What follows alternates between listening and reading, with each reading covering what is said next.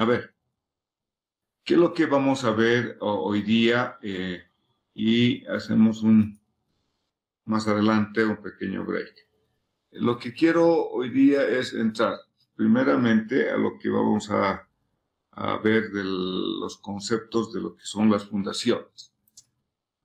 Veamos entonces, ¿para qué sirven las fundaciones? ¿Cuál es su utilidad? ¿Qué tipos de fundaciones tenemos? Y cómo tenemos que ejecutar en obras y cómo se va a definir algún tipo de fundación a usar. No necesariamente tenemos que usar elementos aislados. ¿Cómo es que, a ver, pensemos los esquimales, como ejemplo que les doy, caminan sobre la nieve, ¿cierto?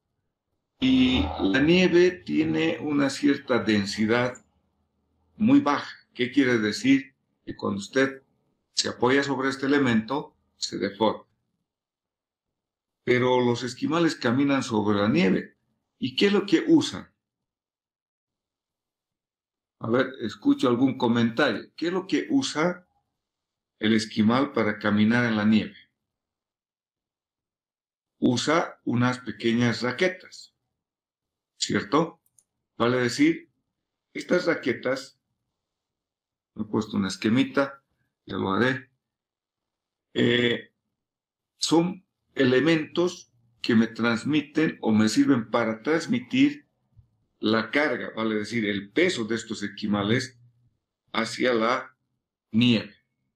Y las raquetas son elementos amplios, vale decir, que tienen una mayor dimensión al pie del esquimal. Y esta raqueta transmite una presión a la nieve de manera tal de que no se va a hundir completamente, sino que obviamente que se hunde, pero hasta cierto límite. Entonces, bajo este criterio de las raquetas de los esquimales, es que nosotros realizamos bajo ese criterio el diseño de las fundaciones. Las fundaciones son elementos que me sirven para transmitir la carga de la estructura superior, sea cual sea. Ahora, como hemos hablado de la nieve, en realidad nosotros tenemos que transmitir la carga al suelo. El suelo tiene distintas características, tiene distinto comportamiento, hay que distinguir suelo y roca como elementos muy diferentes. El hecho de usar o apoyar un elemento en roca no quiere decir que tengamos una garantía completa. Por ejemplo, las rocas, las rocas ígneas son estas muy compactas, ¿cierto? Muy duras. Pero hay también rocas areniscas que son como terrones de azúcar. Entonces, cuando usted lo aprieta este terrón de azúcar, a ver, déjeme ver, se deshace. Hay algunos de sus compañeros que no puede entrar, me parece. Por si acaso, la instructiva de la dirección de que tenemos que dar las clases, uno, a través de este medio, con Meet y Classroom, y que tenemos que usar nuestro correo institucional.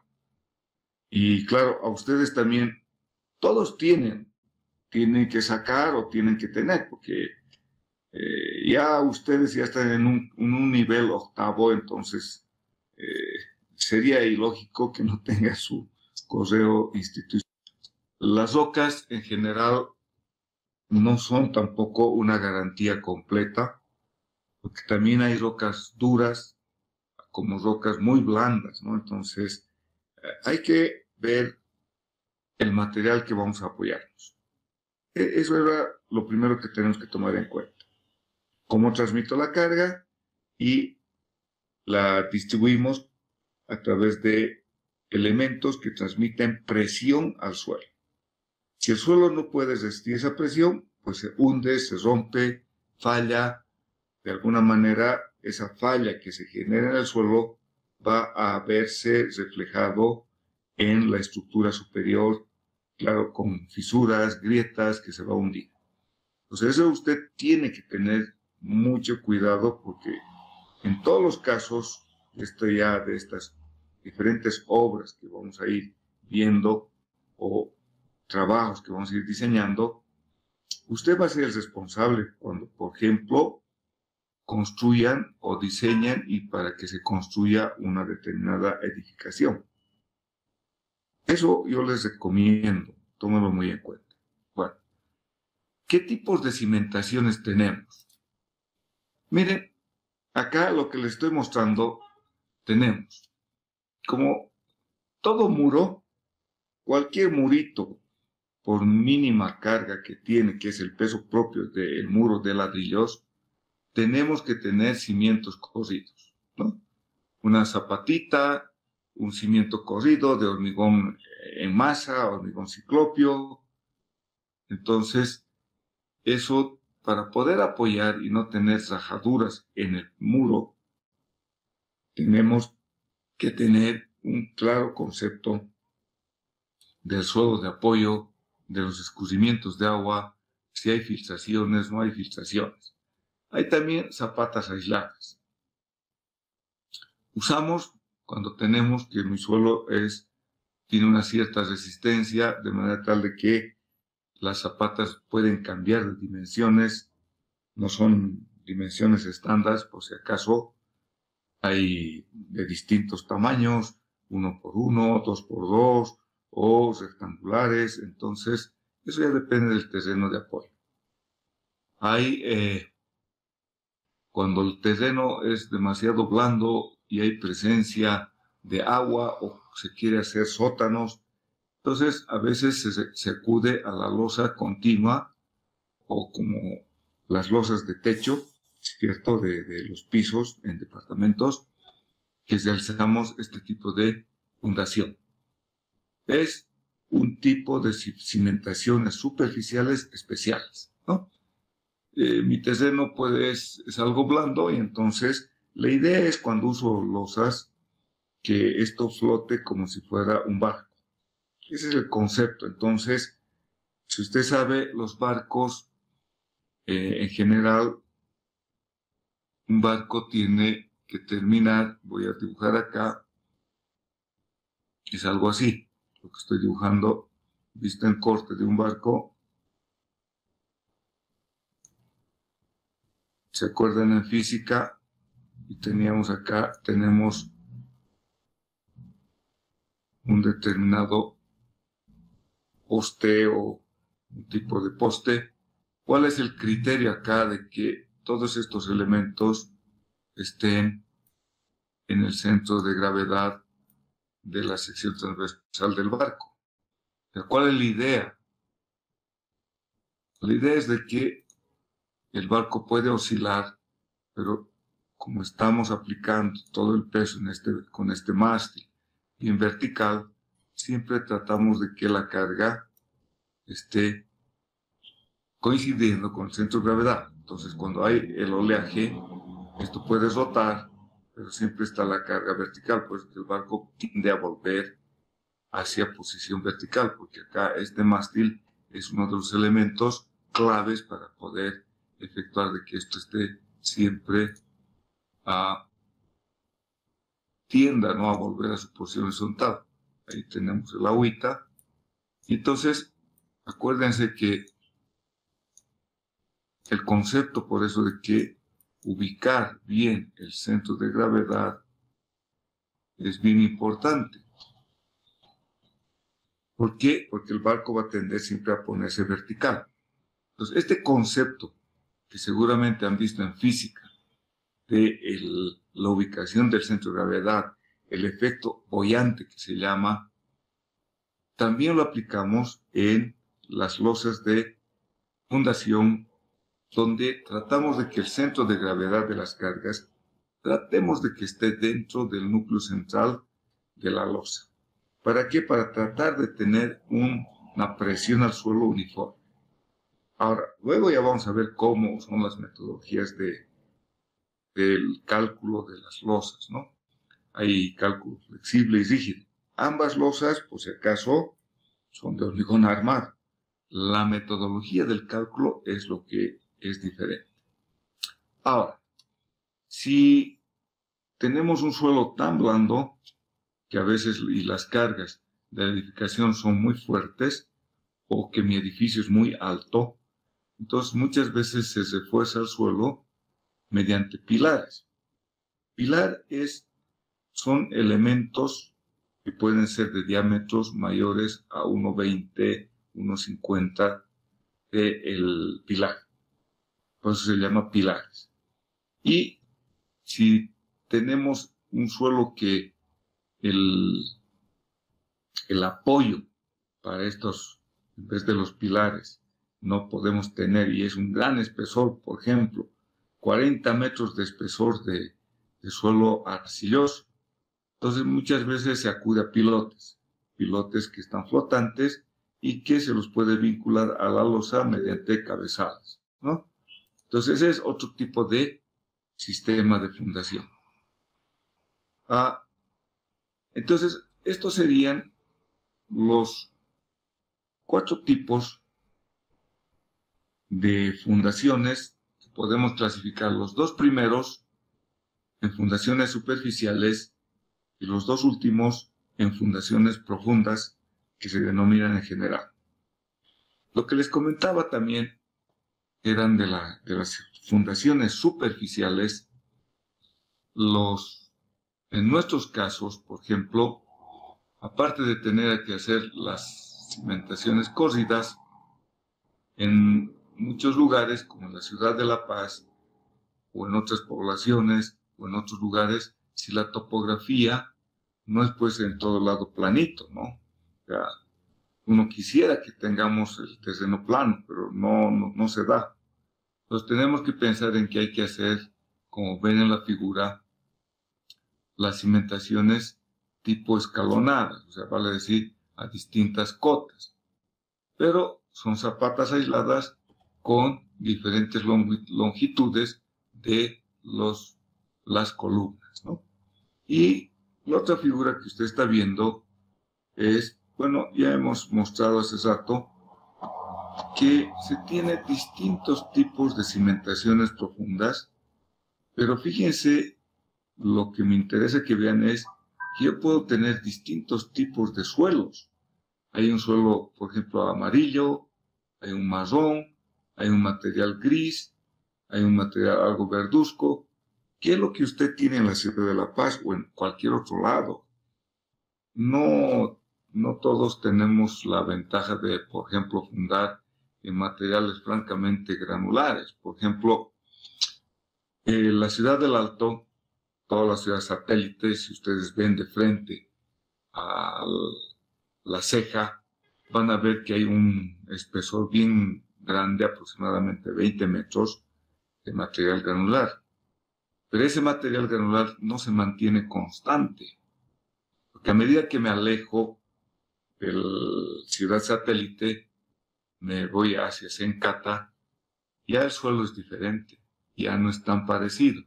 Si me voy más allá, por ejemplo, hasta Viacha, ya el terreno ahí ya tenemos suelos arcillosos, hay presencia de agua, o si usted se va para el lado de Achocalla, ya es otro material muy diferente. Entonces, el perfil de suelo que usted está viendo en la figurita es así. Vale decir, nuestros terrenos van a tener esta forma, no son sándwiches que tienen todo constante, no es así. En un terreno puede tener hasta pequeños bolsones, ¿no? Entonces, en cimentaciones uno tiene que tener la precaución de ver este tipo de material.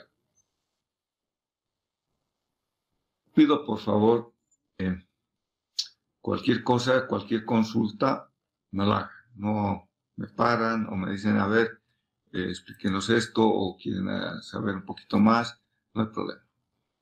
También, fíjense que hay que ver un pequeño apartado de lo que es el tema de cimentaciones, que es la evaluación del terreno. O sea, la evaluación del terreno, acuérdense que tiene que usted en la computadora modelar la superestructura. Eso se puede hacer en una computadora fácilmente, ¿no? Hay N softwares, ya les he dicho, hay muchos softwares, ya les voy a dar algunas páginas web para que usted pueda entrar y ver la cantidad de software que hay desde la A hasta la Z, y entonces se va a dar cuenta que uno trabaja con los programas. Pero en el caso de los terrenos, no necesariamente, si bien se puede trabajar con programas, pero tenemos que tener datos del terreno bien importantes. En la superestructura hay diferentes complejidades. Por ejemplo, si va a hacer losas, va a colocar vigas de pretensadas o hormigón de distintos tipos de resistencias. Pero eso va a colocar en el software, va a colocar el módulo E, las inercias, el módulo de Poisson, y luego va a hacer los análisis de cargas. En el caso del terreno, también va a colocar el módulo E, módulo Poisson, pero tiene que entrar la densidad, tiene que entrar la cohesión, la fricción, y tiene que hacer su perfil, ¿no? Para poder tener una idea. Entonces, lo que yo les estoy mostrando acá son algunos tipos de ensayos o algunas investigaciones, porque en muchos casos es necesario y es importante. No siempre va a diseñar las viviendas. A veces va a tener que hacer algún tipo de recalce, algún tipo de acción en alguna construcción, y la van a contratar para que usted vea cómo podemos resolver. O, en general, en muchos barrios o en muchas zonas, se construye su casita y después de unos 10 años dice: voy a levantar un pisito más. Entonces, el que ha diseñado no necesariamente va a ser usted el mismo que va a colocar un pisito más. Tiene que conocer el terreno de apoyo, ¿no? Entonces, hay diferentes tipos de ensayos que vamos a ver para valorar cómo es la resistencia del terreno, qué tipo de material nos vamos a encontrar, cuáles son las características de este material, porque a la final, para diseñar la cimentación, voy a necesitar conocer la resistencia del terreno. Si quiero fundar en roca, necesito conocer las características de la roca. Las rocas en general tienen ciertas fisuras, grietas, y entonces hay que tomar ciertas valoraciones.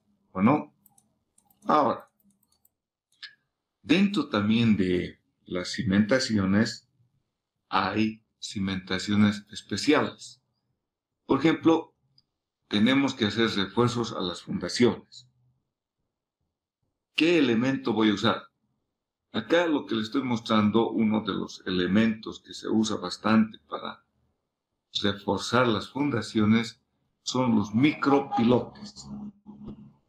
Si ustedes se fijan, son como pilotitos de hasta 15 centímetros de diámetro, y que ven que ustedes están ahí como palitos que están colocados y que pueden ser inclinados o pueden construirse inclinados, y entonces hace un pequeño sondeo donde se introduce el micropilote y luego se lo hace trabajar por fricción.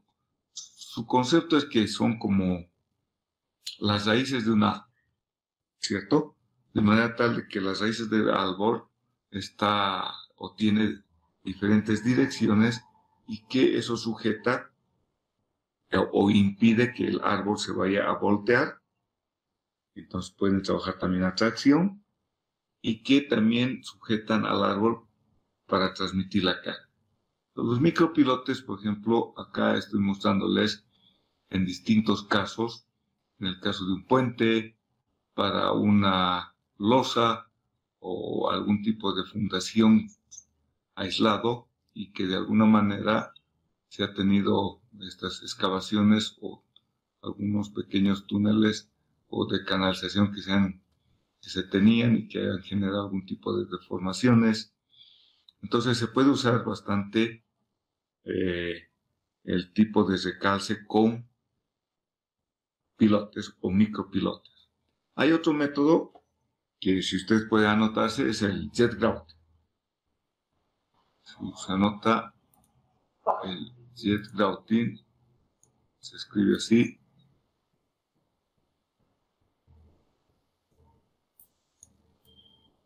Jet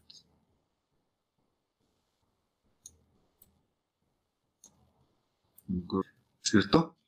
Es otro método que me sirve para mejorar los suelos y que tiene una cierta peculiaridad porque se chisguetea al contorno de una excavación. Después de un pequeño receso les voy a mostrar. Tengo algunos documentos, algunas figuras para que ustedes vean.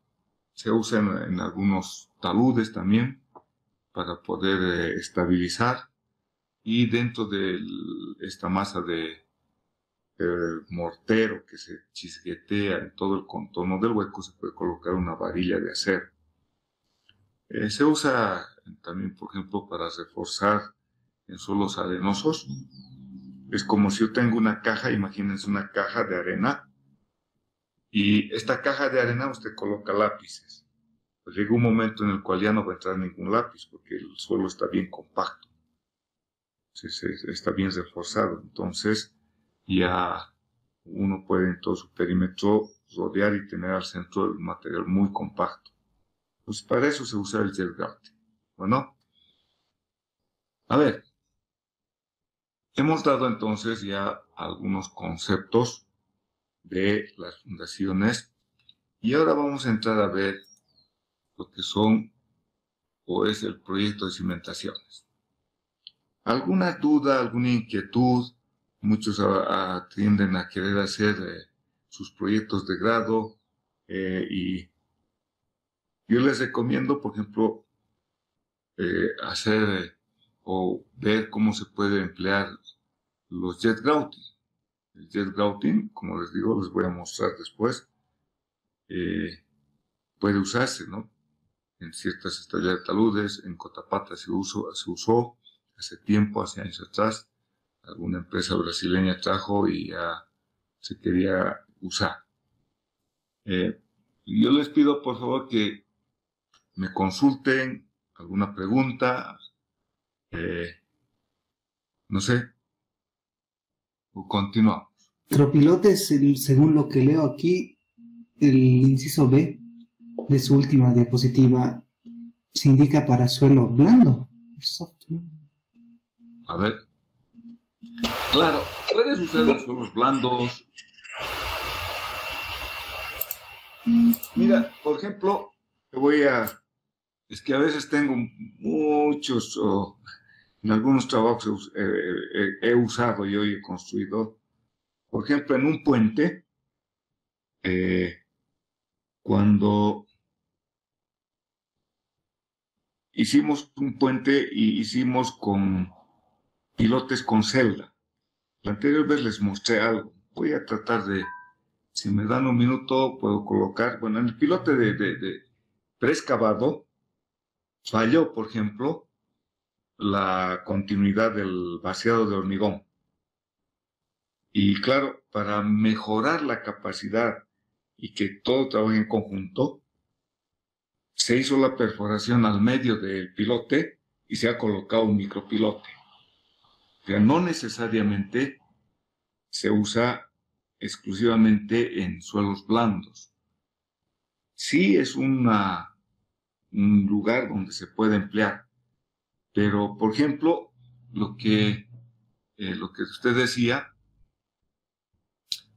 acá yo lo que estoy mostrando es en las figuritas, cuando por alguna razón no han tomado en cuenta algún tipo de asentamiento, por ejemplo, o que se han hecho huecos y la zapata tiende a deformar al suelo, entonces se refuerzan las fundaciones a veces con micropilotes, considerando que ahí abajo del terreno de apoyo hay hueco. Pero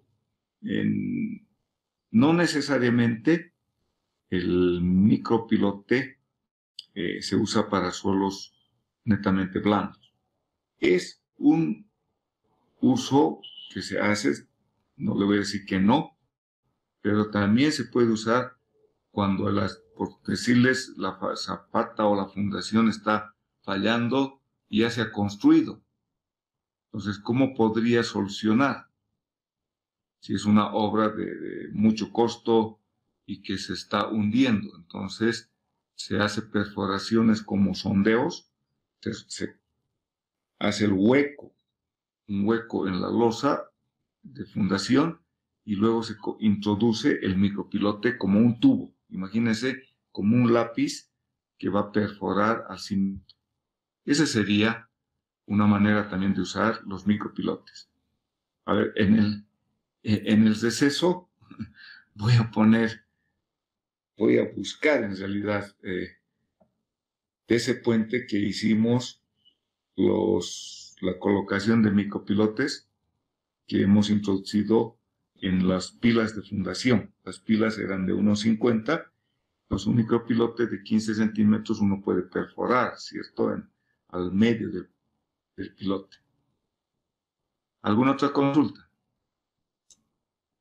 Hay así intercambios, voy a tratar de ver, ya tengo 2 cosas que buscar en el pequeño receso que vamos a dar para mostrarles de lo que les he estado hablando y no digan que les estoy charlando, no es así.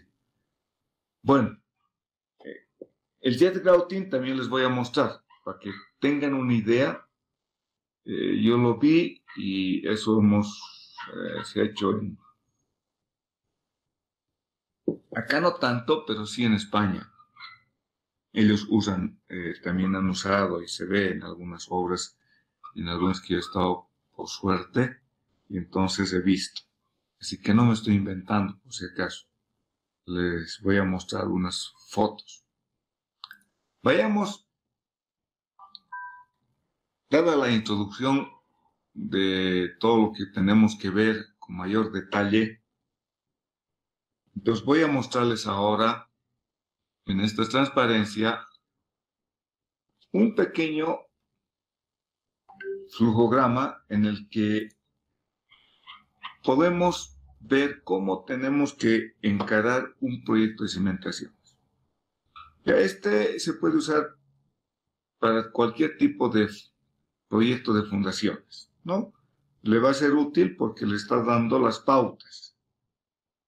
Va a ser como si fuera un tipo receta, pero como le digo, no necesariamente tiene que cumplirse a rajatabla, sino que le da al menos datos que usted va a requerir. Cada uno de ustedes van a participar a futuro en diferentes proyectos y en el caso de estudios, por ejemplo, para puentes, para edificios, entonces, ¿qué datos va a requerir? Y usted va a tener que hacer el diseño, entonces tiene que tener al menos una idea de cuáles son los datos del terreno, cuáles son los datos para poder realizar el diseño y finalmente cómo lo voy a hacer el diseño. Es como así se encara cualquier tipo de proyecto. A ver, ¿qué tengo acá? Le estoy mostrando en la parte inferior, dice antecedentes, condiciones básicas. O sea, ¿qué es lo que requiere para su diseño? Como les digo, el diseñar la estructura de un edificio usando cualquier tipo de software lo va a hacer. Pero acuérdese, yo puedo modelar, porque este es un modelo, lo que estoy dibujando, un pórtico. Bueno, este pórtico, usted en un programa, de forma manual, lo puede hacer en 2D o lo va a hacer en 3D, dependiendo. Ya en la actualidad, lo idóneo es en 3D. Y va a decir modelar, seguramente como estoy dibujando, como si estuviera empotrado. Si tuviera a futuro sótano, bueno, tendrá que pensar que va a tener que hacer acá un hueco ¿cierto? Del sótano. Imaginemos un piso, 2 pisos. Entonces hay que dar continuidad. Acá tenemos que de alguna manera va a tener que tener un muro, acá otro muro, y estas columnas van a tener que descender acá. Entonces, como sea, usted de alguna manera va a tener que dar o va a realzar ese modelo.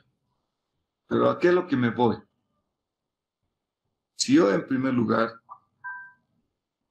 he dicho que voy a hacer mi pórtico de esta manera, empotrado,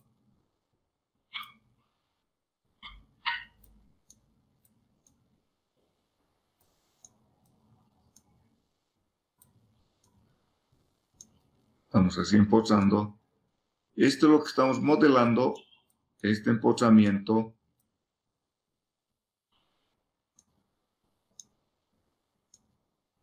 No es tan cierto, o el terreno o suelo no le da un empotramiento. Esto es en teoría, ¿no? Esto es nuestro modelo que nosotros hemos aprendido en isostáticas, en hiperestáticas. Ahora, el problema en fundaciones yo que le pongo en la realidad. Yo puedo hacer, por ejemplo, por alguna razón, este apoyo, puedo decir, ¿sabe qué? Lo voy a cambiar y voy a hacer, acá está la columna, voy a hacer mi apoyo fijo, o puedo hacer mi apoyo móvil, ¿cierto? También esto es una modelación. Pero ahora mi pregunta es, ¿cómo lo construyo? O sea, ¿cómo lo hago en la vida real? ¿Cómo voy a generar este apoyo en forma real? O si voy a hacer un apoyo móvil por alguna razón, porque lo quiero hacer isostático, o lo quiero de alguna manera, voy a colocar un apoyo móvil. Este, repito, es un modelo como nuestro modelo así es, ¿cierto?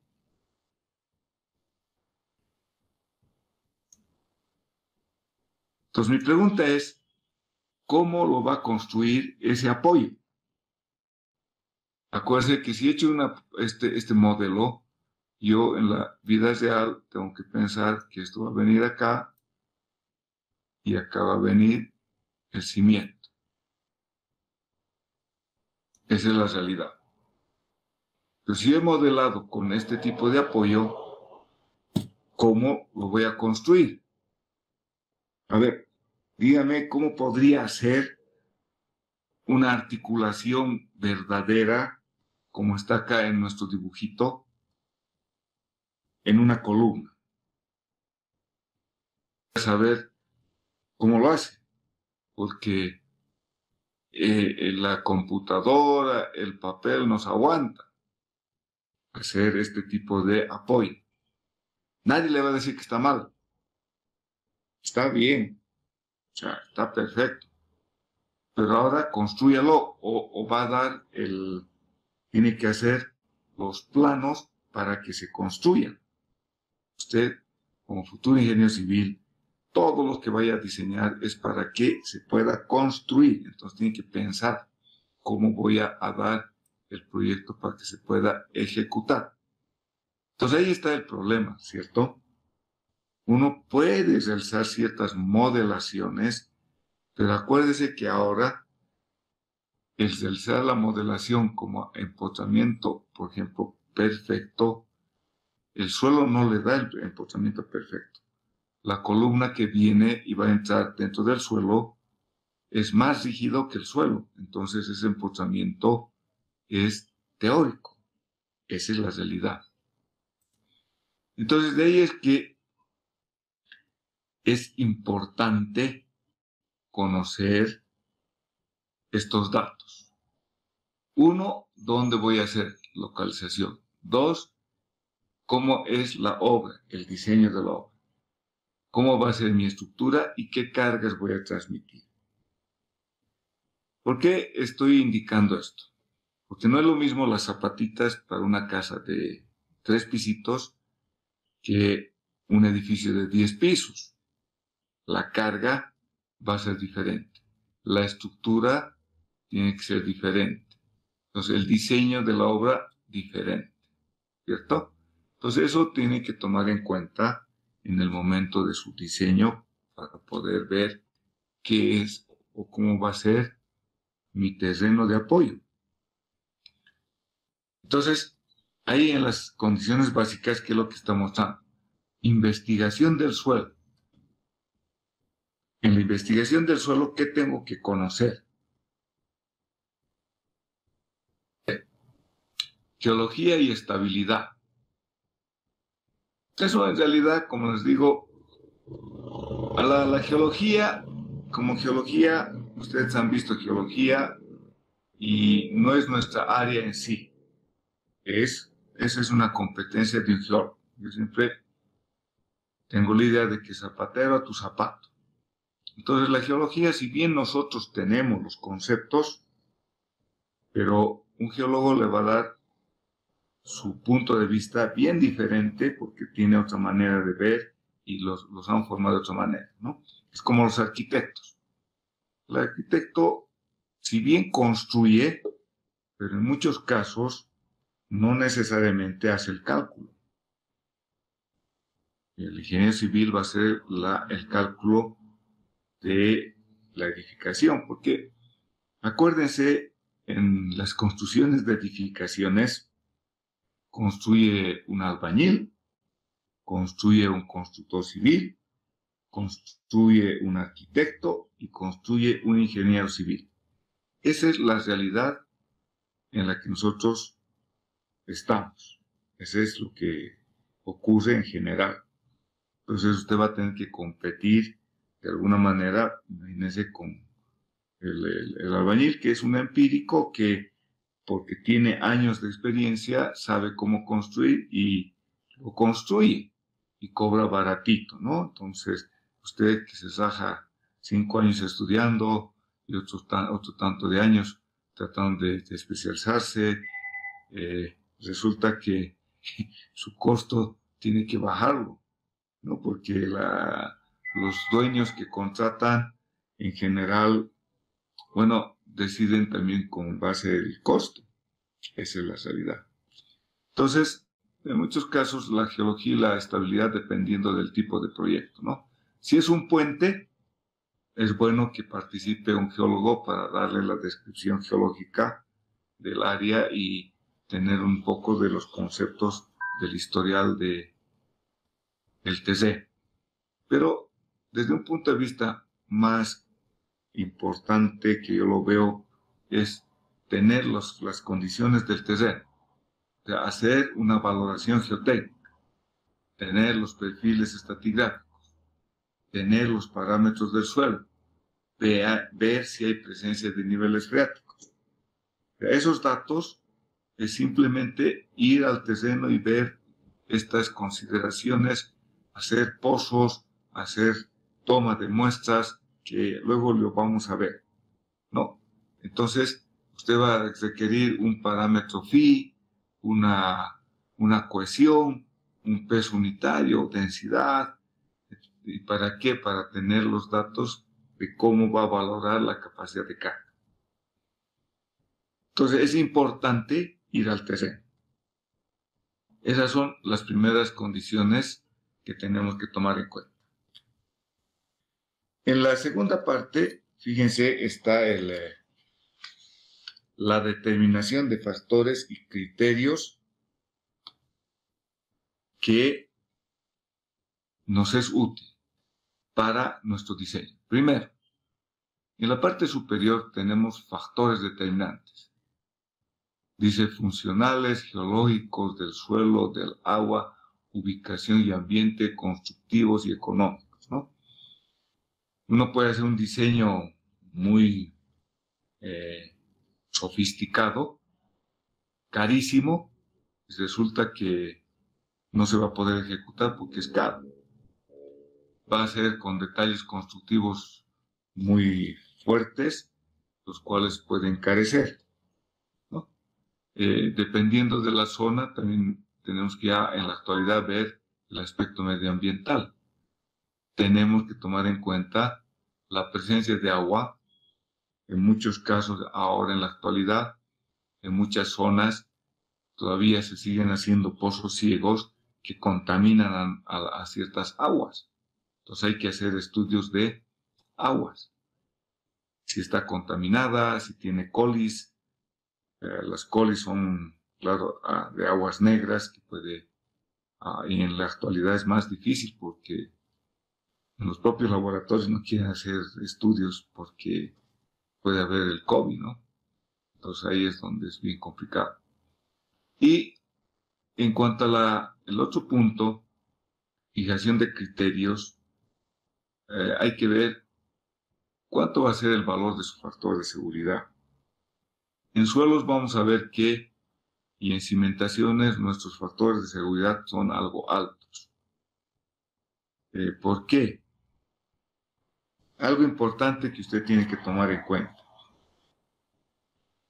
Cuando se ha ejecutado el cimiento, se ha hecho el hueco, la carga que transmite no ocurre nada. O está transmitiendo muy baja carga. Pero cuando hemos, por ejemplo, ya acabado la edificación, ¿qué quiere decir? Han pasado como 6 meses o 7 meses, recién entra en carga el cimiento, ¿cierto? Recién está transmitiendo la carga hacia el terreno y recién se está movilizando de verdad la carga que estoy transmitiendo al suelo. Entonces ahí puede ocurrir problemas. Entonces, imagínense, ya han pasado 7 meses y pasa un año, porque recién va a entrar en juego la carga viva y la carga muerta. Entonces ahí es donde se va a ver en la edificación si va a haber grietas, no hay grietas o algún tipo de problema. Y el poder realizar un recalce, como lo estamos viendo, usar micropilotes para un edificio, habría que ver, ¿no? Porque los costos son más altos y seguramente los del edificio o la vivienda la van a pensar, mejor haremos entonces debajo del cimiento otro cimiento mucho más grande. Pero para eso hay que hacer una excavación, hay que remodelar todo, hay que hacer un sistema de apuntalamiento. Entonces tiene sus problemas. Pues ahí es donde tienen que tomar en cuenta de que las cimentaciones es una parte muy importante y que desde un punto de vista de costo de un edificio, de una edificación, pues no es tan significativo. Y esa es la verdad. Del 100% que podría costar un edificio, un 25% podría costar las fundaciones. Y eso, poco menos. Entonces, desde un punto de vista de costos, es bajo. Pero desde un punto de vista de la seguridad y de la certeza de que eso va a trabajar bien, es mucho más importante, ¿cierto? Entonces usted a futuro va a ver que va a trabajar precautelando vidas, y las vidas no tienen costo. Eso acuérdense. Y finalmente estaría el análisis de diseño. Ya habiendo conocido el terreno, habiendo tenido los factores de su terreno y los factores de seguridad, los efectos de construcción, pasamos a realizar el diseño. Esto ya es para un proyecto en forma definitiva. Va a haber una selección de alternativas, por decirles, voy a hacer zapatas, pero no todas van a ser cuadradas, rectangulares. Voy a ver si con una losa también puede ser más barato. Entonces, ver el tipo de modelo que voy a usar, hacer la definición de los parámetros con los cuales va a usted a diseñar las fundaciones finalmente está el diseño estructural y colocar las especificaciones. Todo eso interviene en el proyecto de las cimentaciones.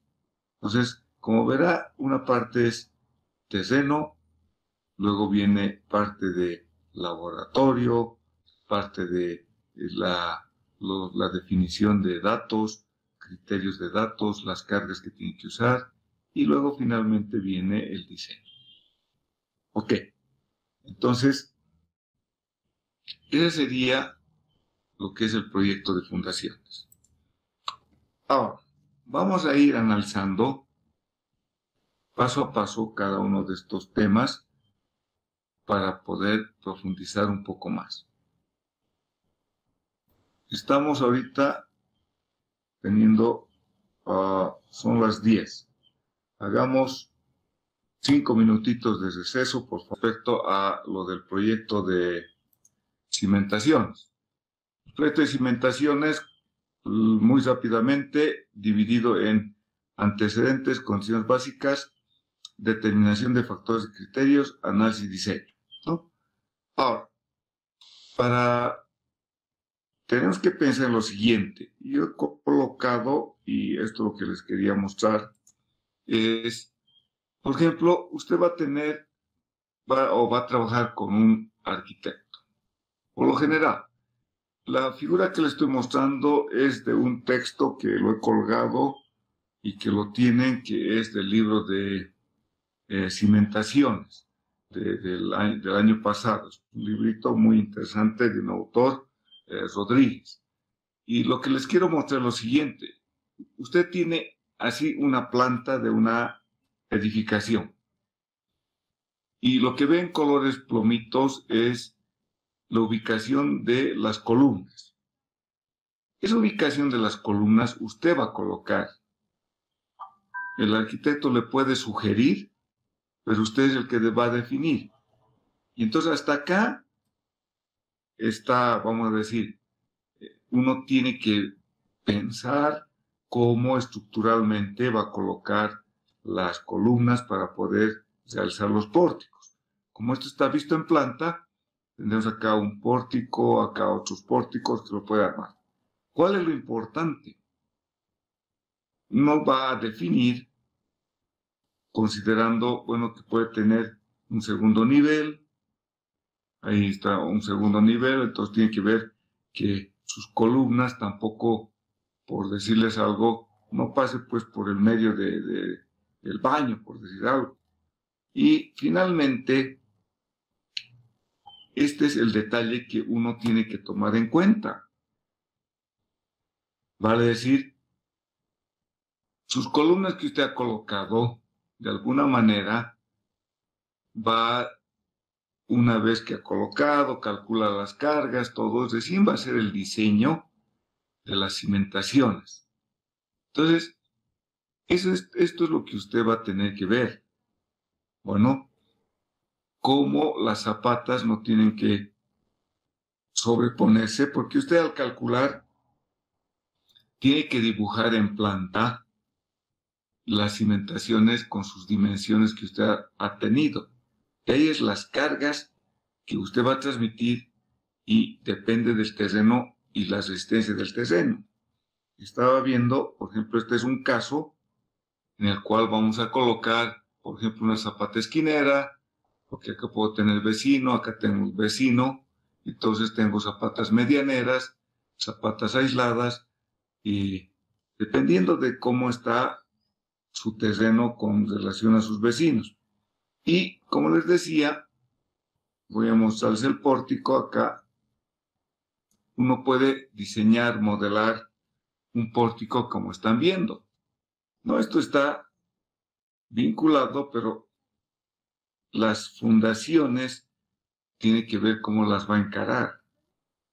Entonces, de ahí es la importancia de tomar en cuenta de que en la modelación, para poder diseñar las fundaciones, es importante conocer el terreno de fundación. Por si acaso, el libro que les estoy mostrando es este que lo he colgado, Ingeniería Geotécnica de este autor, de Rodríguez Cerquén. Me parece bastante dinámico y bastante interesante todo el libro. Le muestra y le da muchos ejemplos, no es por hacer propaganda de él, sino que me ha gustado su libro porque es muy didáctico y que tiene bastantes temas que vamos a ir viendo a lo largo de la materia, y me ha interesado mucho porque le muestra, por ejemplo, de un edificio, su planta y cómo usted va a colocar a este edificio, por ejemplo, las columnas, como está, y puede colocar, en este caso,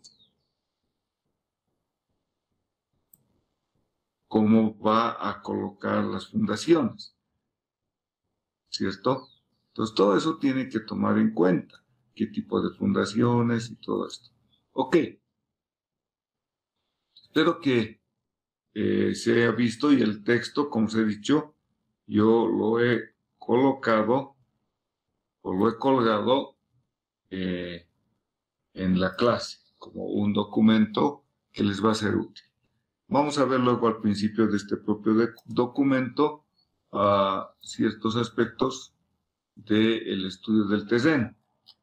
La importancia es del 2020 que les he puesto, este es un poco más antiguo, el que les he pasado es uno que ya se ha modificado y está mejorado. Entonces, de acá lo que vamos a ver las figuras es justamente los diferentes estudios que tenemos que hacer para poder valorar el terreno.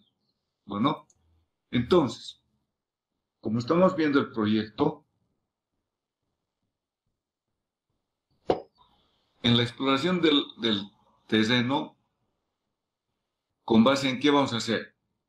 Con base en una selección del tipo de fundación, evaluación de la capacidad de carga de la cimentación, estimación del asentamiento y de la estructura, localización del nivel freático y predecir el empuje de tierra si hay sótano, ¿cierto? Conocer la posición del nivel freático. Son datos que uno tiene que tomar en cuenta. ¿Y qué tenemos que tomar en cuenta en el caso de estudios de, por ejemplo, para las fundaciones de un puente? En el caso de puentes o de viviendas, ¿qué es lo que vamos a ver? Miren, lo que tengo que hacer en la exploración del terreno, tengo que ver la topografía del lugar.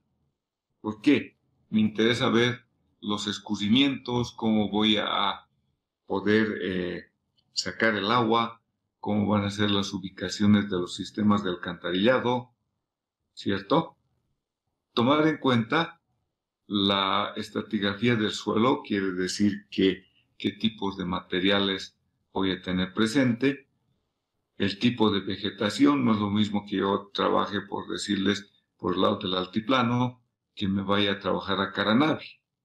Entonces el terreno va a ser muy diferente. Si es para un puente, en el caso de un puente, a ver, acá voy a hacer un pequeño esquema. En el caso de los puentes, imaginemos que este es el vaso del puente, o donde va a ir ubicado el puente, y voy a colocar una pila, su cabezal, y creemos que vamos a hacer pilotes. Y mi puentecito va a estar, digamos algo así, en volados sucesivos.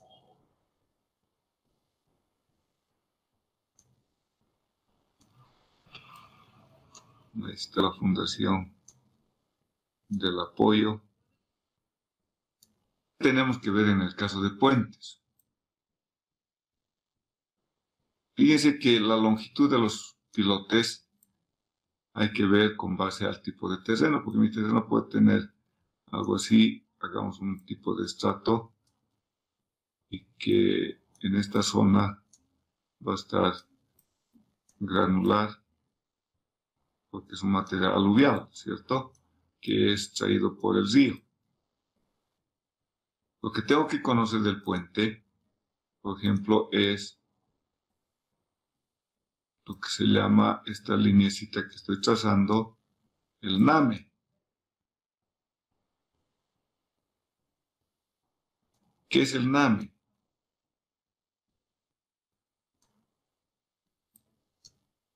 Son el nivel de aguas máximas extraordinarias.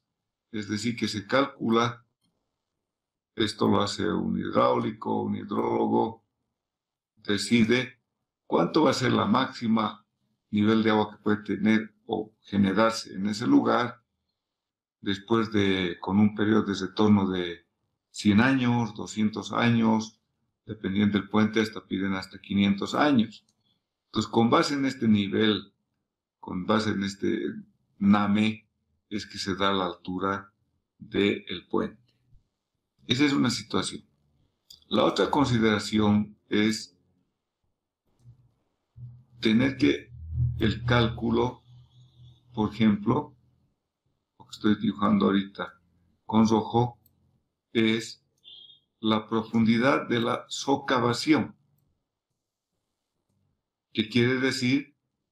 Hay una socavación general, es decir, que cuando escurre el agua con gran fuerza, va a sacar el material de la base y lateralmente. Esta es la socavación general y también tenemos la socavación local. Vale decir, tomar en cuenta que acá puede ocurrir una cierta socavación local, donde van a estar los pilotes. Entonces, esta socavación varía. O sea, esto se calcula con base al tipo de material que está presente en el lecho de río. Y ahí es importante, en el caso de puentes, tomar en cuenta esta altura de socavación, el NAME, como consideraciones para poder darle la altura al puente. Por eso dice huellas de niveles altos de agua. Entonces hay que ir al ver al terreno, por ejemplo, y los del lugar les dicen, no, ha llovido hasta acá. Hay viejitos que en las poblaciones, ellos saben históricamente, no, acá se inunda. Entonces les dan datos que les es útil. Hay que tomar en cuenta estos niveles de agua freática. No necesariamente va a ser el agua del río, sino que puede tener en el terreno posiciones de agua. Y esta socavación nos es útil también para poder definir la longitud del pilote.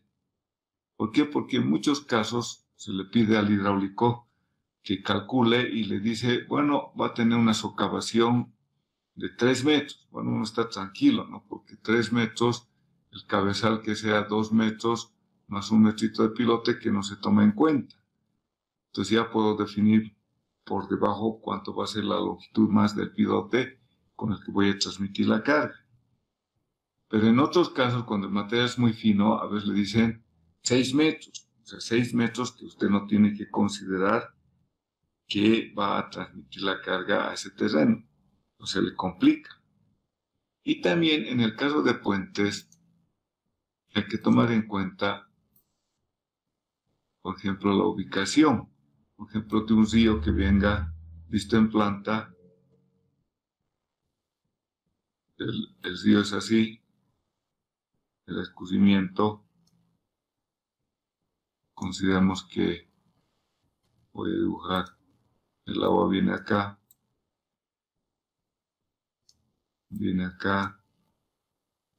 cursa por acá,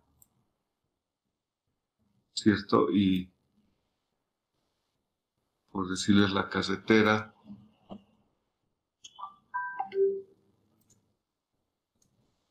está por acá.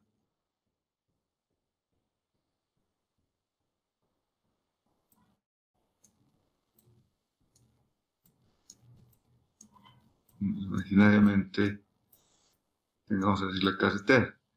Entonces hay que analizar si voy a colocar acá el puente, voy a dibujar en color rojo,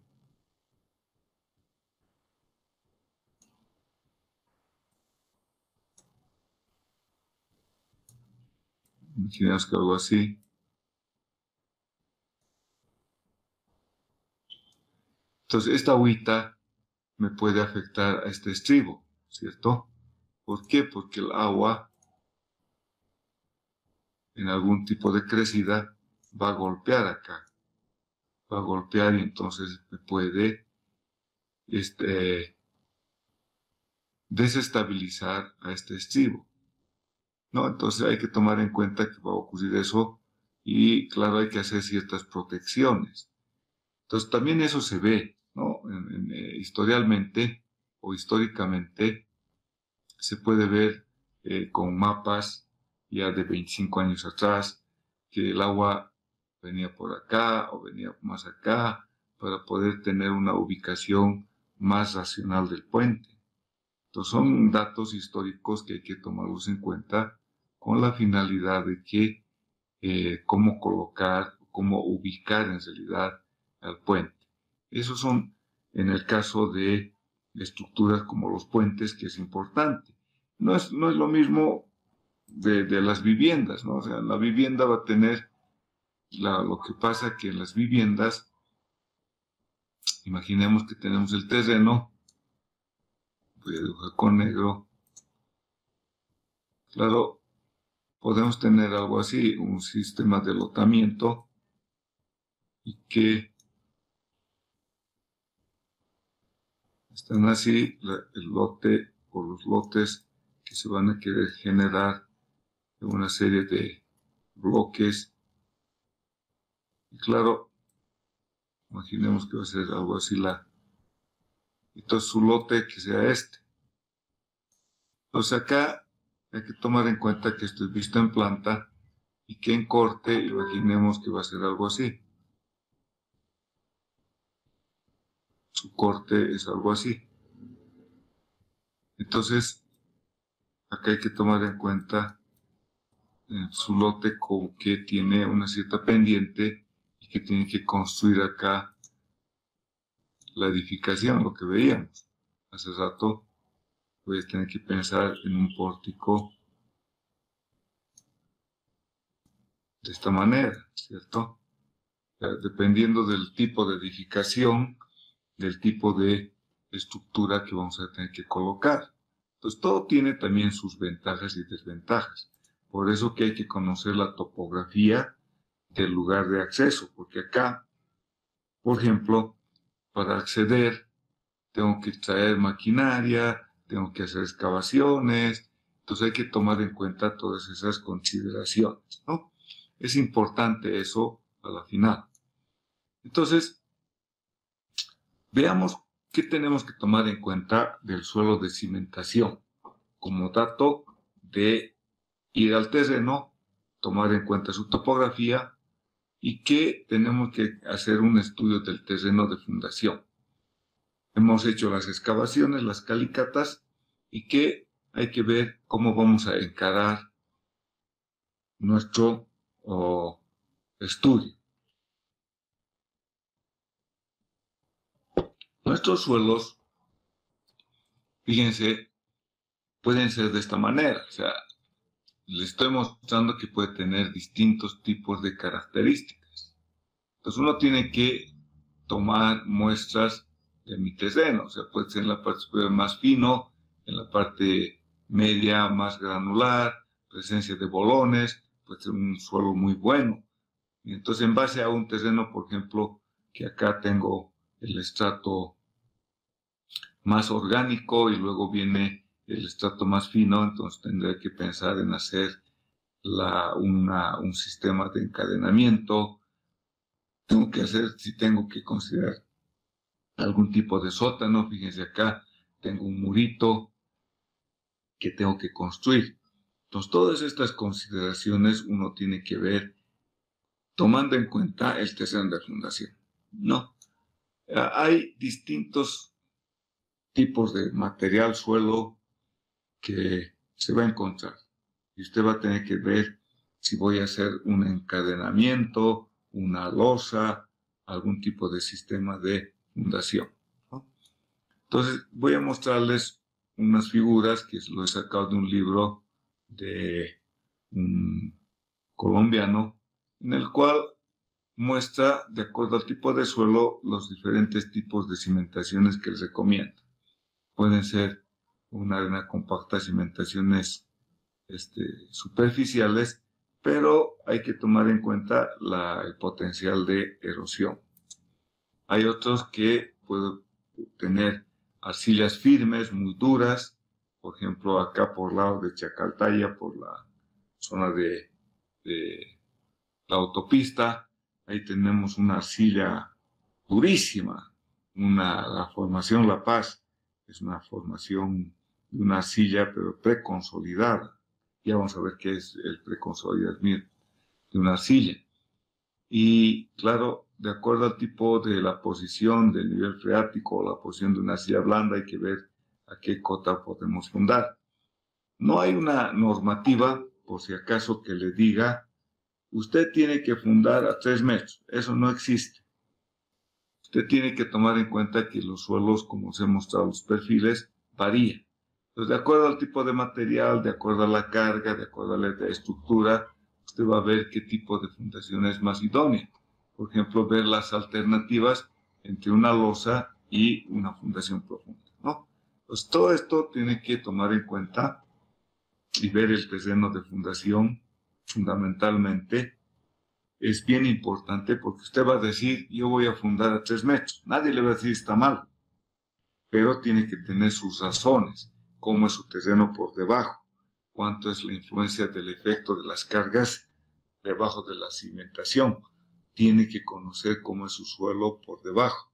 Entonces acá les estoy mostrando diferentes perfiles de suelo con diferentes soluciones que son sugerencias, no necesariamente le dice usted tiene que aplicar estas soluciones. Son diferentes análisis que hago cuando tengo mi suelo constituido con distintos estratos, arcilla blanda, arena de densidad media, entonces puedo usar pilotes más pequeños o pilotes prefabricados con bulbo con cabezal. Puedo usar, por ejemplo, si la casa es muy pequeñita, no es muy grande, de 2 pisos, zapatas aisladas, y también puedo usar unos pequeños pilotines que se puede hacer. Si mi terreno, como fíjense acá, tengo arcilla blanda, arena densa, arcilla blanda, entonces, dependiendo de la carga que va a transmitir, puedo usar diferentes tipos de fundaciones. Y finalmente, si hay presencia de agua o alguna situación con 2 sótanos, puedo usar cajones, ¿no? Son soluciones que uno puede dar. Ok, entonces, esto lo que les he mostrado es a la final, para que usted vaya viendo que las soluciones de fundaciones se basan en el tipo de terreno, se basan en el tipo de la estructura, se basan en la topografía de la zona y en los vecinos. Eso no les he mencionado porque en el caso de las zonas urbanas, o sea, en zonas urbanas, yo tengo que ir a ver, dependiendo de el lugar donde voy a construir, en zonas urbanas hay que ir a ver las casas vecinas. En muchos casos, algunas casas vecinas pueden estar rajadas o tienen fisuras, entonces eso les da una cierta alerta para tomar en cuenta que las fundaciones las puedo hacer encadenadas. Otra situación es también en el caso de las casas vecinas que, lo que había comentado la anterior vez, cuando yo voy a hacer una excavación y creo fisuras a la edificación vecina, tengo que corregirlas y arreglar esas fisuras o esos daños que yo le he creado. Nos vamos a pasar ahora a ver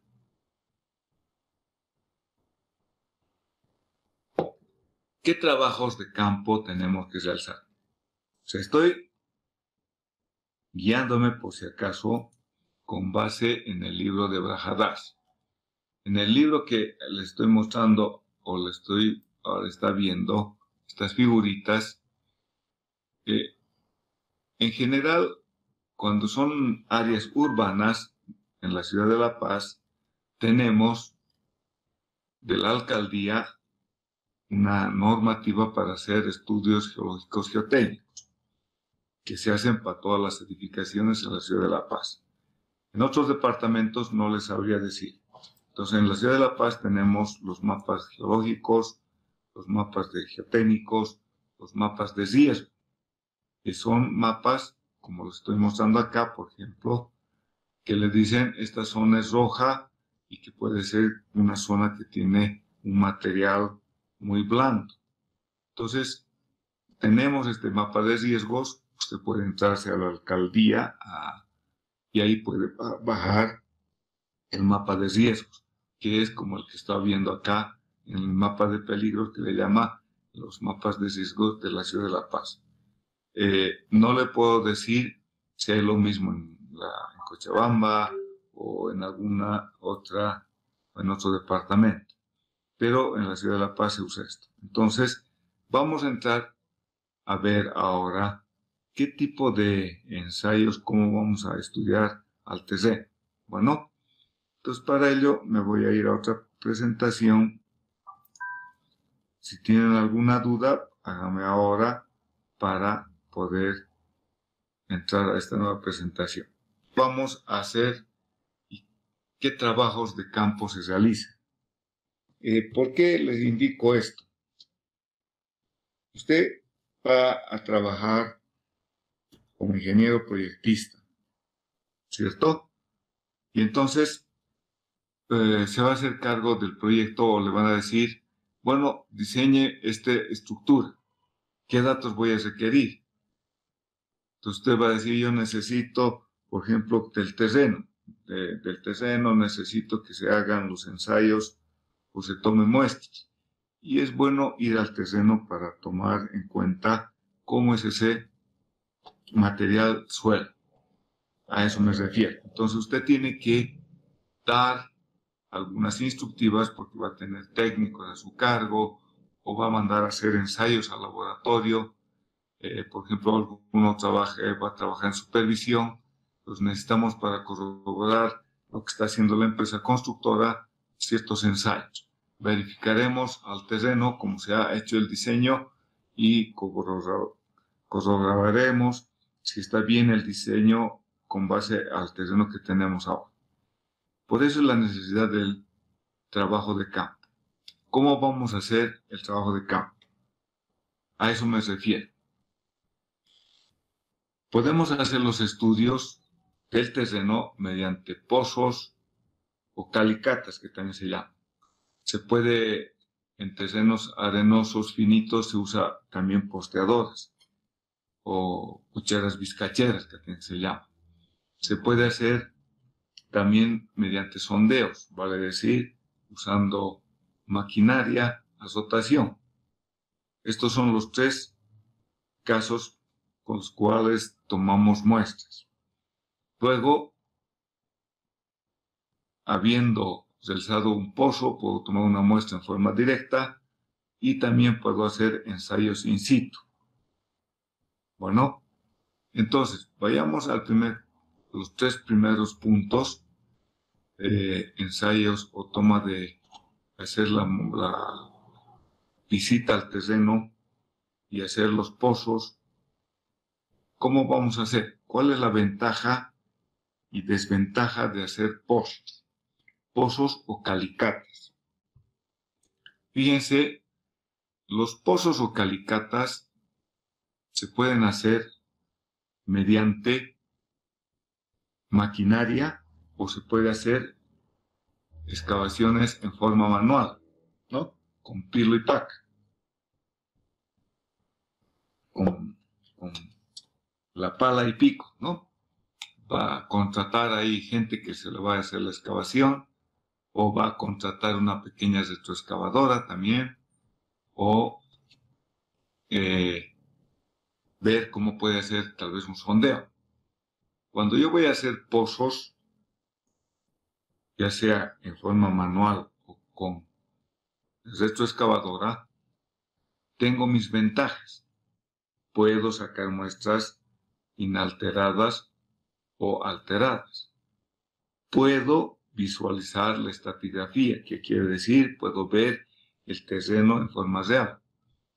¿Cuál es su desventaja? Bueno, no puedo excavar pues 15 metros solamente en pozos. Si bien se hace, pero hay que tener ciertas precauciones de entibar. Y cuando hay presencia de agua, ahí ya se acabó el cuento, porque puede desmoronarse, puede cerrarse el hueco y puede tener problemas, y hay que dar seguridad a los trabajadores, ¿no?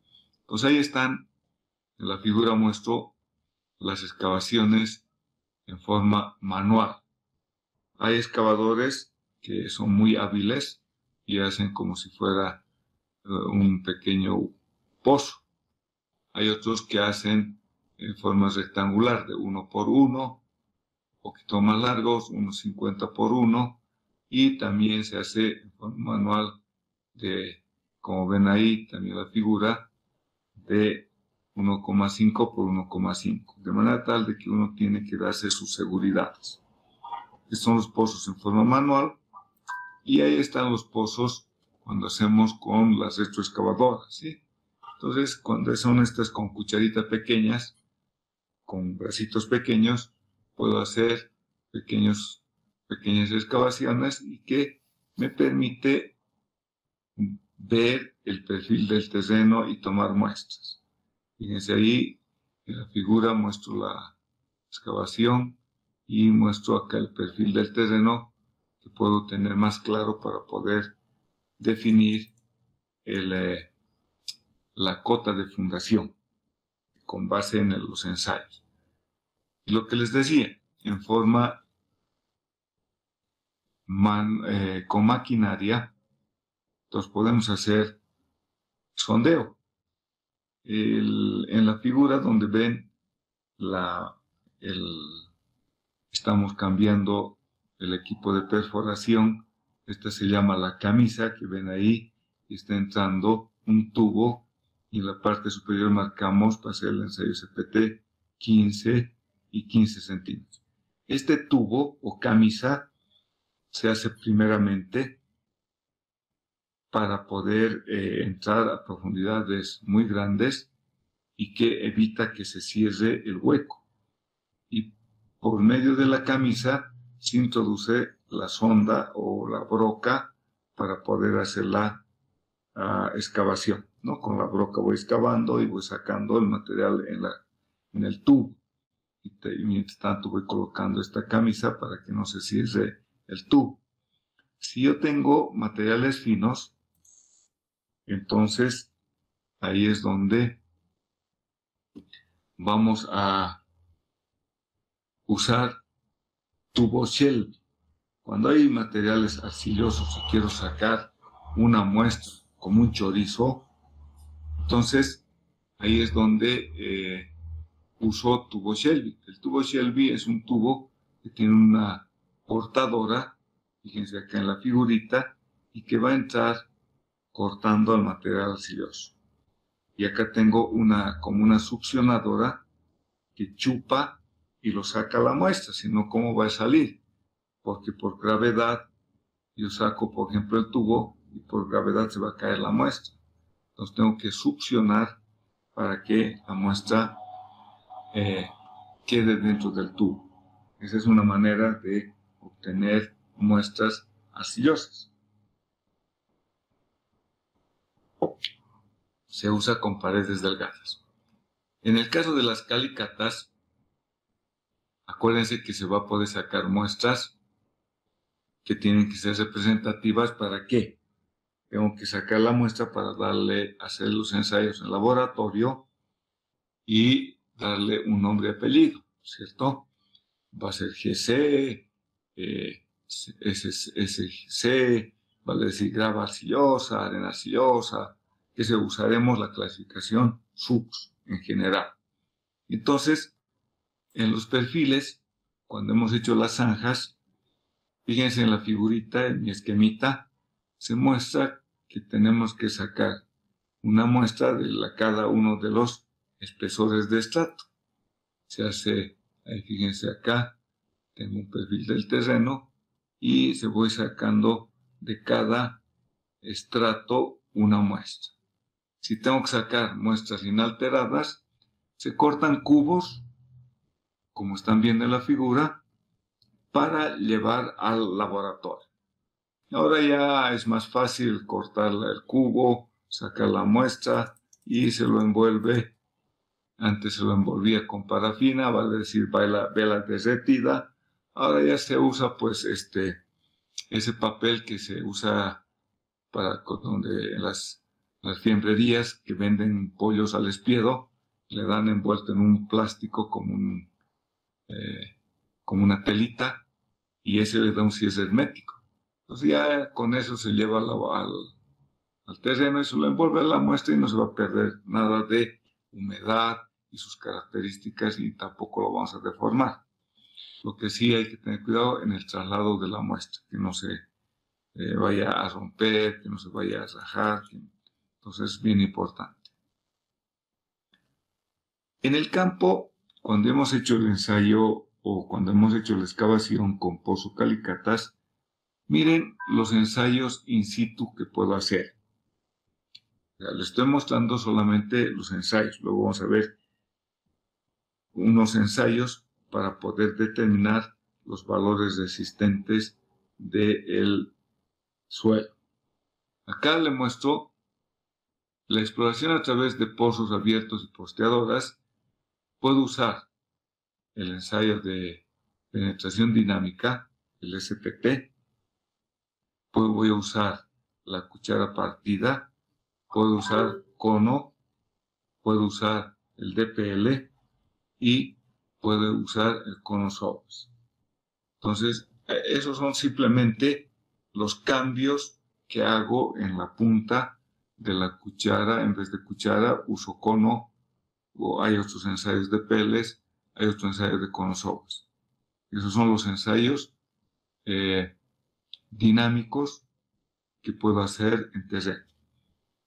Y está el otro ensayo, métodos de penetración cuasi estáticos, que se usa el cono holandés, es decir, es como tratar de hincar al terreno un lápiz o un clavo.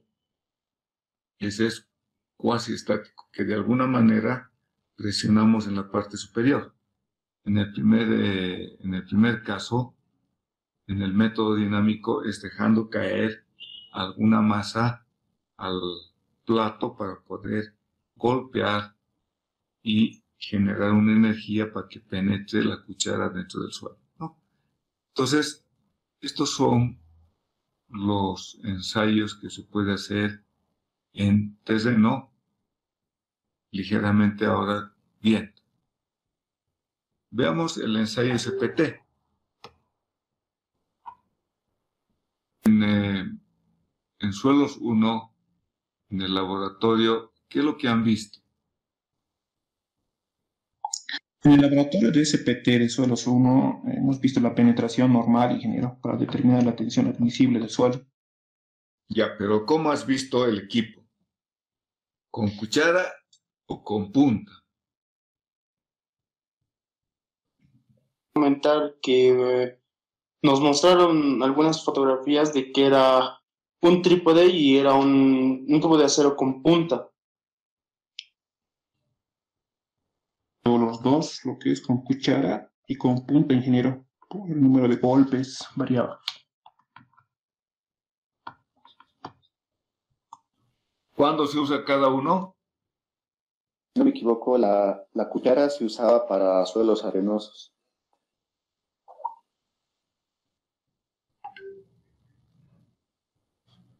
Para suelos arenosos. Ahora, ¿qué le dice la normativa real? A ver, vamos a ver lo que yo quería mostrarles. ¿Dónde estamos? Acá.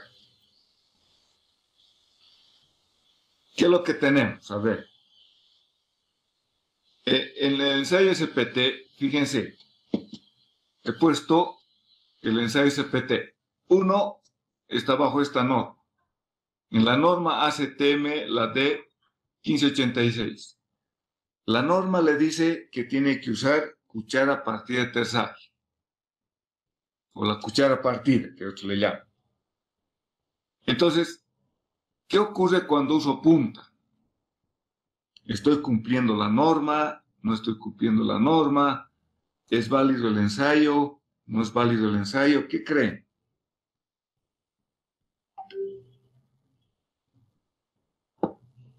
Supone que es esta la norma con la que trabajamos para aplicar el ensayo SPT. 1. En segundo lugar,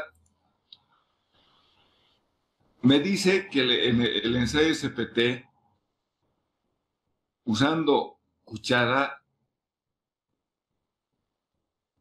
puedo emplear en suelos arenosos, limoarenosos, arenolimosos, arcillas. Y no puedo usar, ahí es donde yo cambio la punta, porque la voy a asuinar a la cuchara. Esa es la realidad. Es inadecuado en suelos aluvionales, es decir, en suelos de ríos o suelos gravosos. Ahí es donde, o sea, voy a cambiar. Pero el problema acá, más que nada, es qué es lo que está midiendo con la cuchara y qué es lo que está midiendo al cambiar con la punta. Ese es lo importante cuando usted está haciendo el ensayo, porque va a contratarse técnicos, ellos van a hacer el ensayo, le hemos metido punta, ok. Hemos hecho con la cuchara, han hecho con la cuchara, más racional. Y entonces, cuando uso la cuchara, estoy midiendo la resistencia al corte que tiene el suelo indirectamente. Y eso es lo que voy a medir.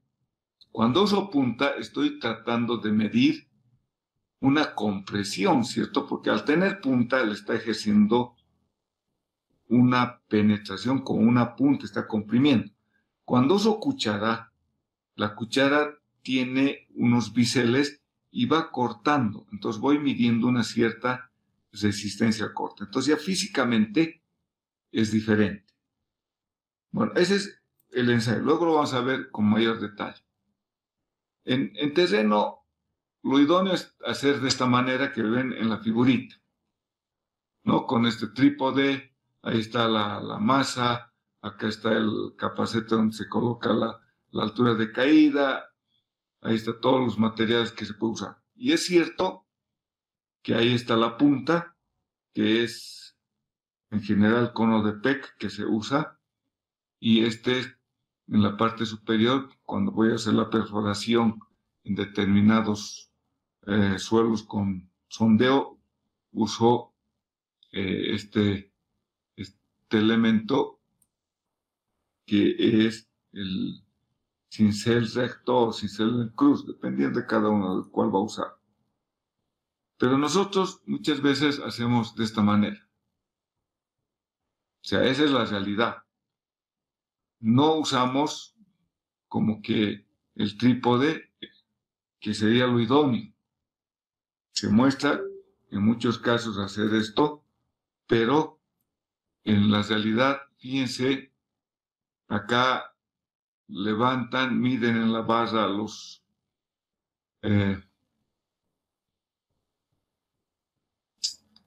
en realidad se hace con 45 centímetros de longitud, 15, 15, 15.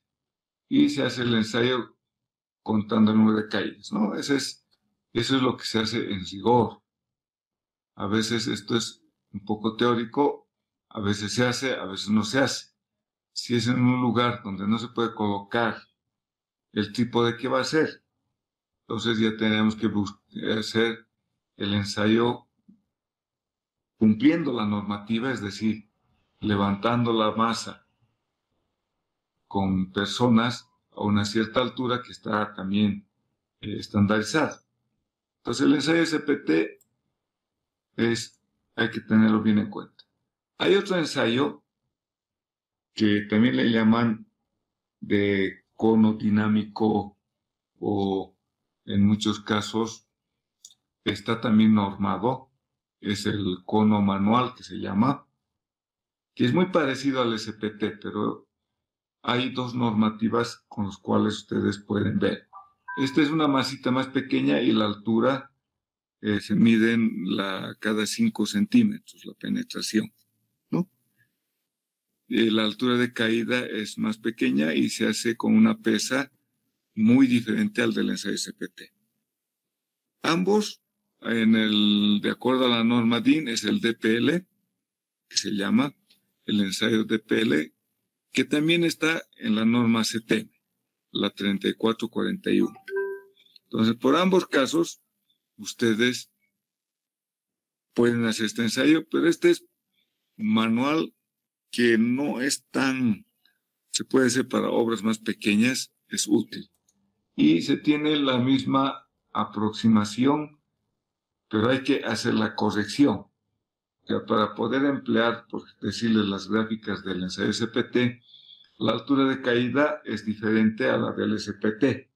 Entonces hay que hacer la corrección por energía, ¿cierto? La altura de caída acá, si bien en el otro es 65 centímetros, acá es menos. 50 centímetros, creo que sí, es que no me equivoco. Entonces hay que hacer la corrección por altura de caída. Entonces ya para usar lo que es del ensayo SPT. Las correcciones o los ensayos tienen una cierta analogía similar.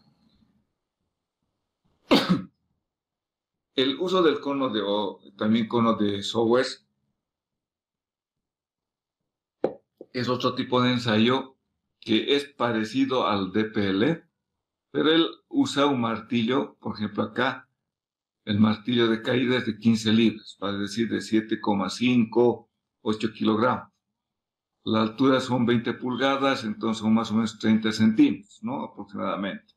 Una pulgada es 0,3 y por tanto 30-40, entonces es diferente. Y la punta cónica es de 60 grados con un diámetro de 1,5 pulgadas, ¿no? Entonces, el equipito es parecido al DPL anteriormente que hemos visto, que es otro equipo más que se puede usar y se puede usar lo mismo, fíjense ahí, lo mismo que en el anterior caso, que el CPT, ¿no? Hay el otro ensayo, el CPT. El ensayo CPT, que ya es el ensayo pseudo o cuasi estático. Ese ensayo, veremos las condiciones, se usa bastante, pero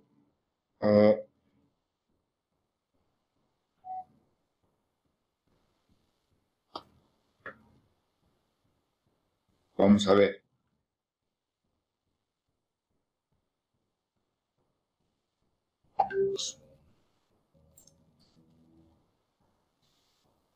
Hay este ensayo de penetración estática, tiene que ser CPT. Fíjense, voy a mostrarles un grafiquito. Este puede ser en forma manual. Lo que se hace es, el equipito es como un punzón, como una punta, y que con presión se va penetrando al terreno.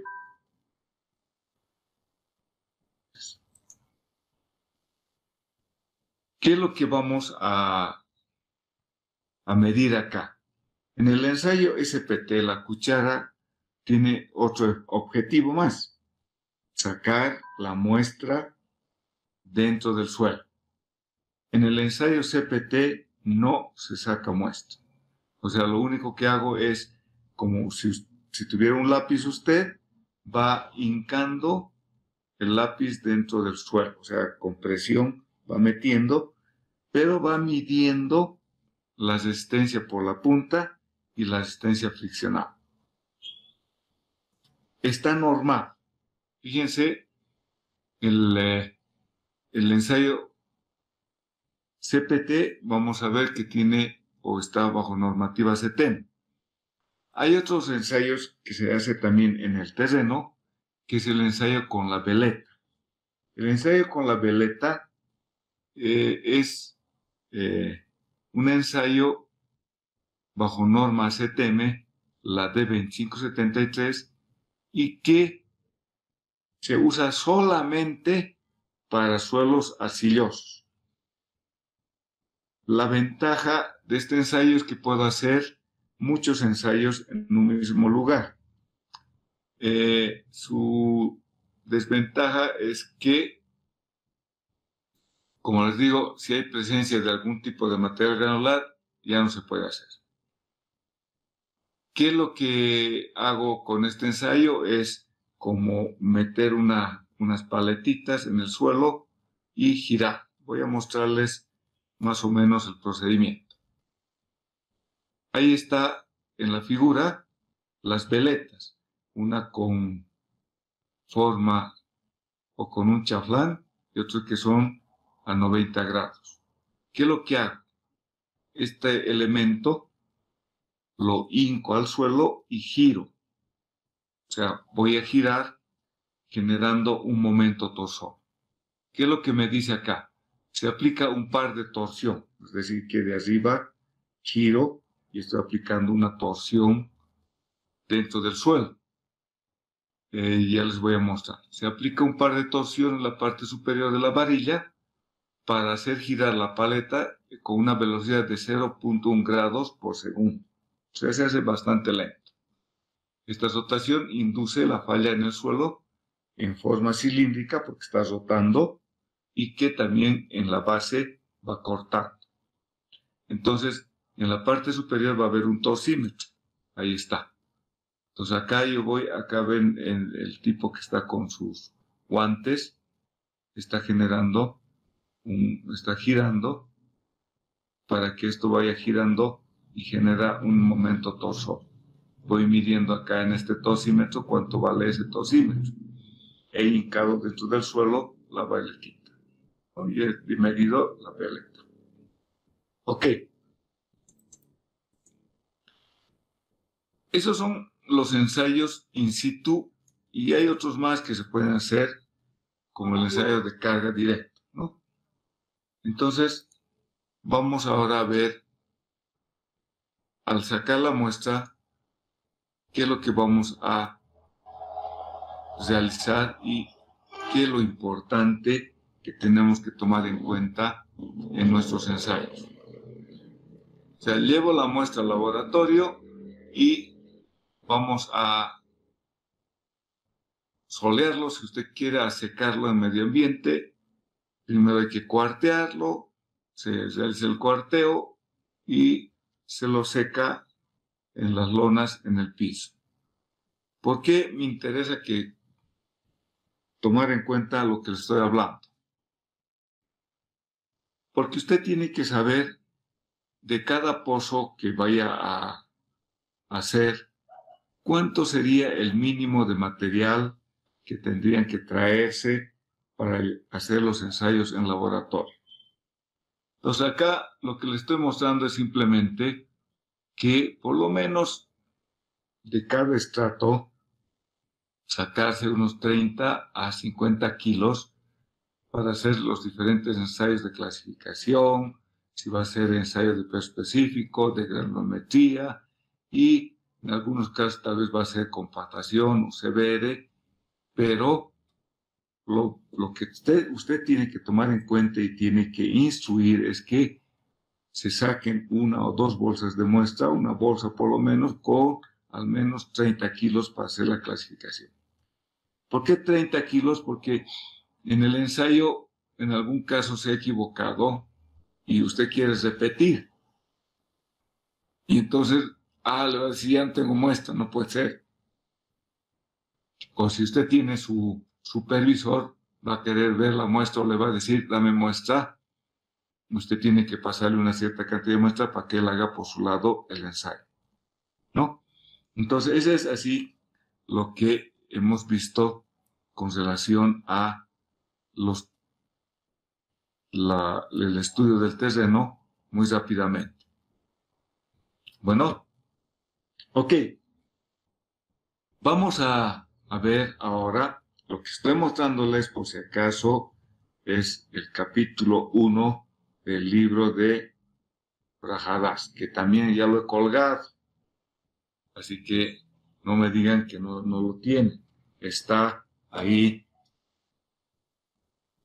el capítulo, está la parte de las propiedades geotécnicas y vamos a entrar a la parte de la exploración superficial del terreno. Estamos viendo capítulo 1 y capítulo 2 del libro de Brajadas, que es lo que vemos paso a paso. Ahora vamos a ver la parte de la determinación de la resistencia del suelo y mañana vamos a ver algunos conceptos y algunos ejercicios. Mi idea es de que vamos a entrar a ver acá.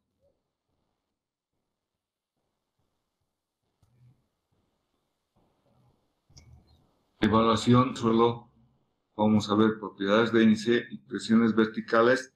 No creo que vayamos a ver todo, pero sí vamos a tratar de ver algunos conceptos y mañana vamos a continuar. A ver, entonces, la parte, hemos visto que yo puedo hacer las excavaciones con pozos o calicatas, puedo hacer los pozos o calicatas con maquinaria y también puedo usar sondeo. Lo que ahora vamos a ver es el tema de evaluación de las resistencias del suelo. O sea, hemos visto que hay ensayos que hago en el terreno. Les he mostrado el SPT, el CPT, hay el DPL, hay la veleta, pero acá lo que vamos a ver es cómo vamos a determinar los valores resistentes del suelo. Y alguno me decía la tensión del terreno, ¿no? Les pido por favor, y esto sí es bien importante, en algunos textos antiguos hablan de obtener la fatiga del suelo. Eso no existe. El suelo, uno no se fatiga, el suelo resiste y tiene una cierta resistencia. Entonces yo siempre hablo de la obtención de la resistencia del suelo, o si ustedes algunos me han hablado de la tensión del terreno, o la tensión del suelo. Hablar de capacidad de carga es otro concepto que quiero que ustedes tengan y sepan diferenciar. Eso es bien importante. Bueno, la valoración de la capacidad de carga no la obtengo o no la realizo con el ensayo SPT. Con el ensayo SPT determino una resistencia del terreno y que en este caso, usando la cuchara a partir de Terzaghi, es que voy midiendo una resistencia a través de un número de golpes. El resultado del ensayo SPT es un número de golpes. Ese es su resultado.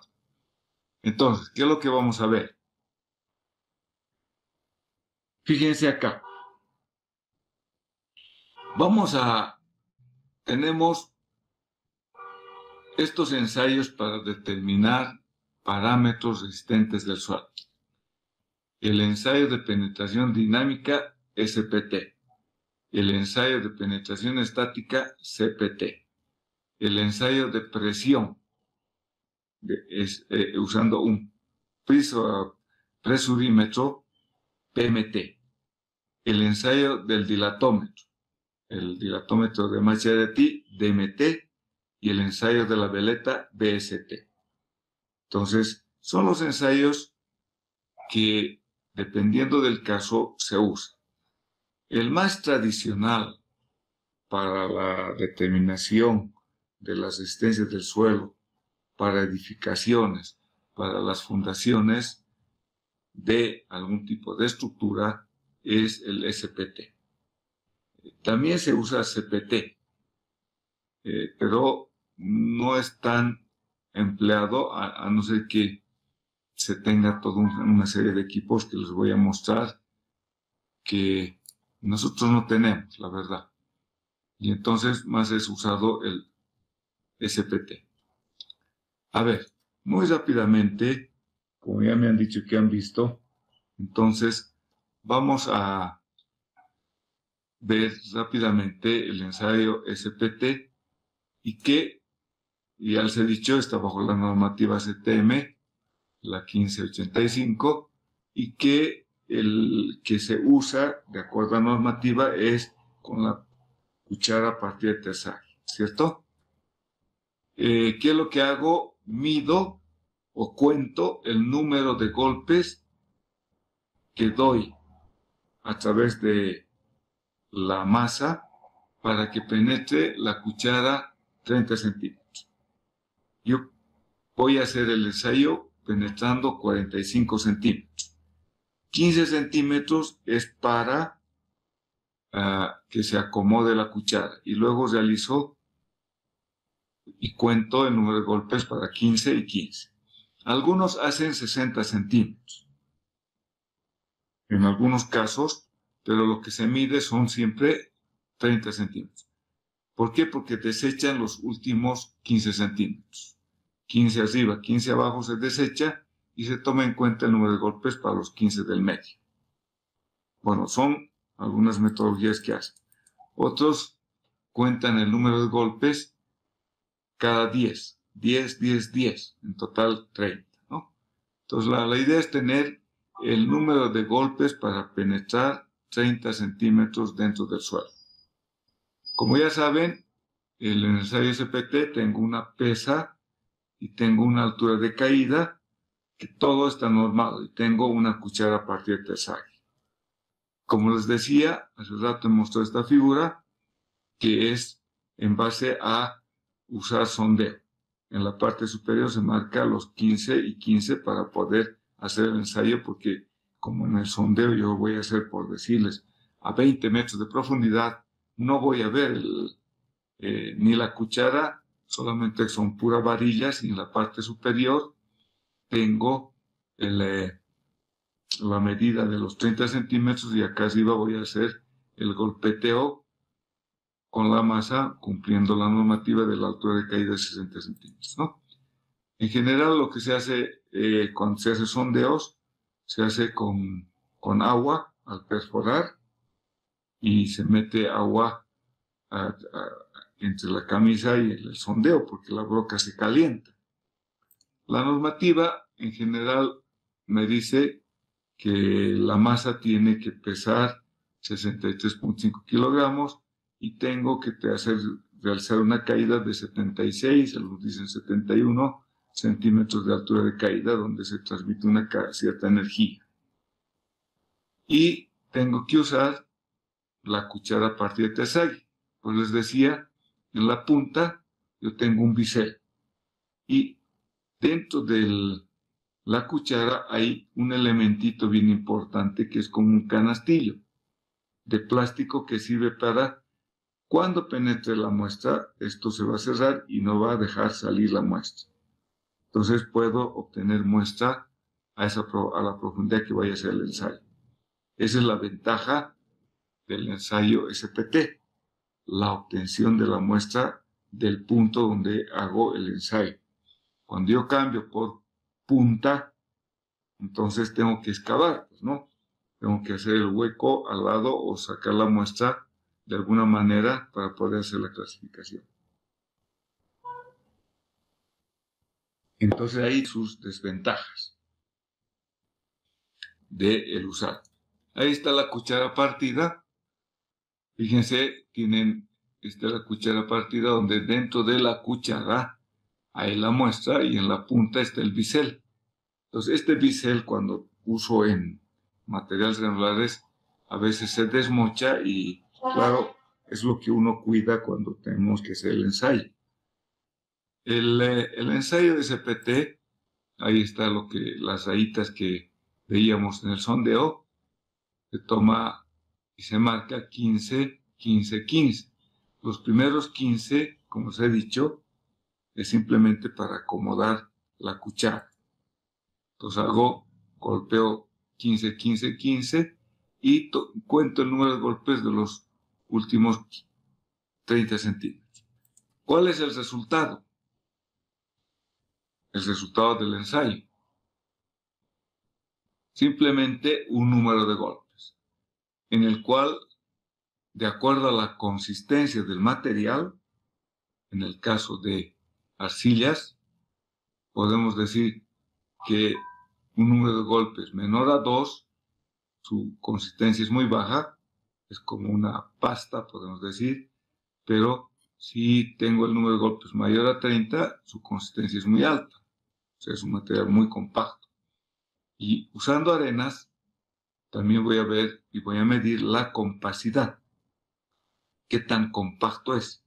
Si tengo un número de golpes menor a 4, va a ser muy sueltas, y cuando tengo mayor a 50 va a ser muy densa, incluso se coloca ya rechazo.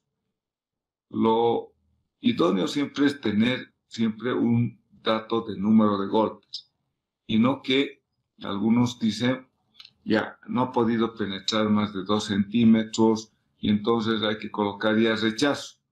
Pero cuando uno tiene que hacer alguna valoración, lo importante es tener un número de golpes. Yo siempre les digo, aunque demos 50 golpes, yo sé que ya es rechazo, pero ya tengo un dato como N, el número de golpes. ¿Por qué? Porque me va a servir para valorar de alguna manera datos del terreno. Entonces acá está, en el caso de arena tengo la compacidad de la arena. Puede ser muy suelta, suelta, medianamente compacta, compacta, muy compacta.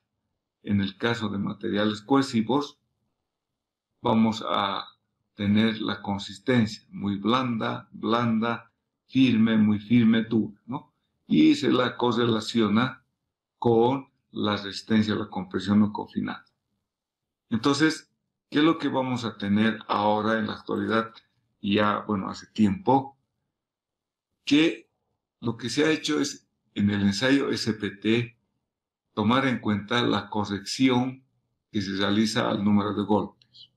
Se hace una corrección por la eficiencia del golpe, por el diámetro de la perforación, por la corrección del tipo de muestreador, ¿cierto?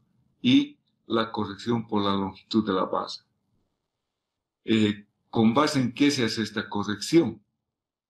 Con base a que hay una reducción de energía, porque antes se decía que estamos transmitiendo el 100% de energía, pero no es cierto, sino que la energía que entregamos de la caída libre de la masa no se transmite a la cuchara completamente.